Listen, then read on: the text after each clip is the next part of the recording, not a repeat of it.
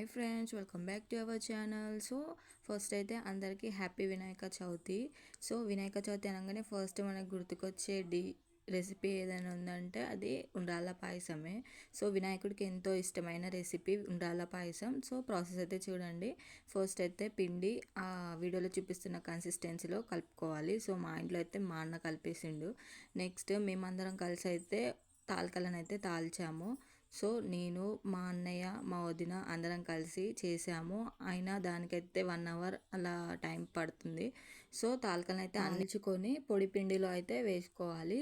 So next పొడి పిండిలో అన్ని తాలికల్ని మంచిగా ఒక్కొక్కటి అతుక్కోకుండా విడివిడి ఇలా ఉండేలాగా చూసుకోవాలి. నెక్స్ట్ స్టవ్ పైన ఒక గిన్నె పెట్టుకొని అందులో వాటర్ వేసుకోవాలి.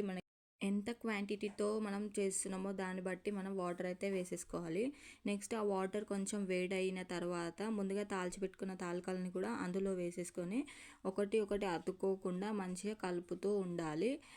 అది మంచిగా మసిలేంత వరకు, అది కొంచెం ఉడికేంత వరకు మనం కలుపుతూనే ఉండాలి.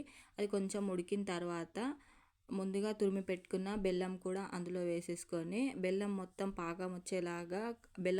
కరిగి పాకం వచ్చేలాగా మంచిగా కలుపుతూనే ఉండాలన్నమాట. మనం కలుపుతూనే ఉండాలి, ఎందుకంటే అది ఒకటి అతుక్కుంటుంది పిండి కాబట్టి. సో అది అతుక్కోకుండా మనం కలుపుతూనే ఉండాలి.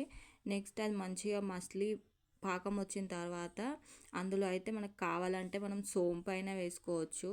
ఇంకా పచ్చి కొబ్బరి కూడా వేసుకొని నెయ్యి వేసేసుకొని మంచిగా కలుపుతూనే ఉండాలి.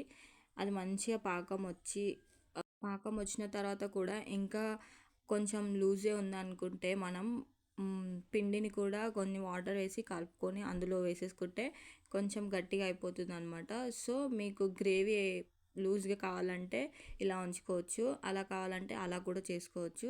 సో మిగిలిన పిండితో మా మమ్మ అయితే పక్కన చపాతీలు చేస్తుంది. మనం కలుపుతూనే ఉండాలి. ఇంకా అది గ్రేవీ మొత్తం చిక్కగా అయ్యేంత వరకు మనం కలుపుతూనే ఉండాలి. అది మంచిగా ఉడికింది అనిపించినప్పుడు మనం స్టవ్ ఆఫ్ చేసేసుకుంటే అంతే, ఉండ్రాళ్ళ పాయసం అయితే రెడీ అయిపోయినట్టే. సో మీరు కూడా ట్రై చేయండి. ఎలా వచ్చిందో కామెంట్ బాక్స్లో కామెంట్ చేయండి.